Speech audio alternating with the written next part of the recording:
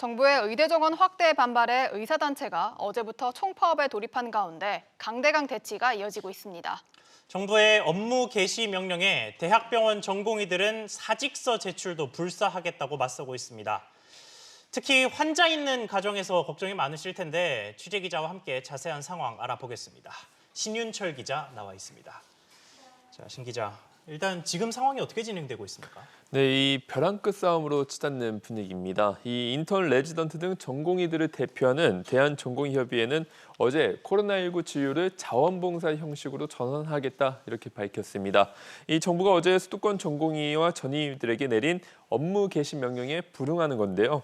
여기에 대전협은 기존 파업을 이어가면서 오늘 희망자에 한해 사직서를 제출하는 단체 행동을 진행할 방침입니다. 정부는 사직서가 제출돼도 업무 개시 명령은 유효하다고 밝혔습니다.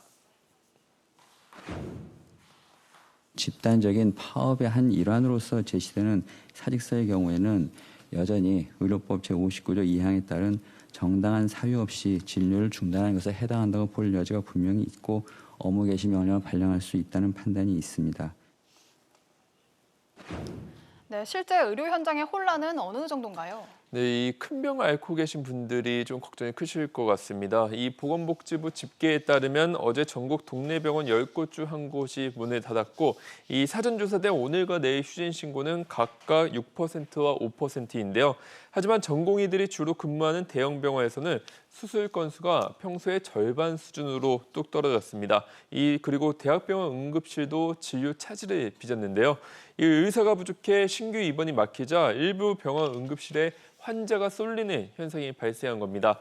네, 여기에 의료 외래 진료도 사전에 조정을 거치긴 했지만 평소보다 대기 시간이 길어져 환자들의 불편이 커졌는데요. 이 한국환자단체연합회는 어제 성명을 내고 환자 생명을 볼모로 삼아 정부를 압박하는 집단 행동은 어떤 경우에도 정당화될 수 없다고 말했습니다.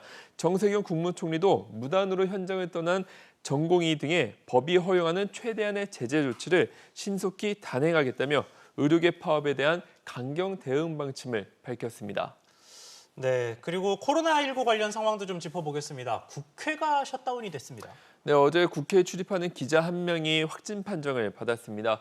이에 따라 국회는 오늘 하루 동안 국회 본청과 의원회관, 소통관을 폐쇄하기로 결정했고 예정됐던 9개의 상임위 일정도 전부 연기했습니다. 교회발 집단 감염도 계속되고 있는데요. 광주 성림 침례교회에서는 하루 만에 28명의 확진자가 발생했는데 추가 확진자가 더 나올 가능성이 큽니다. 이 교회 역시 지난 광화문 집회에 참석한 교인을 통해 집단 감염이 발생한 것으로 추정되는데요. 교회발 집단 감염이 계속되자 오늘 문 대통령은 청와대에 한국 개신교 지도자들을 초청해 정부 방역 노력에 협조를 요청할 방침입니다. 네, 신 기자 이야기 잘 들었습니다.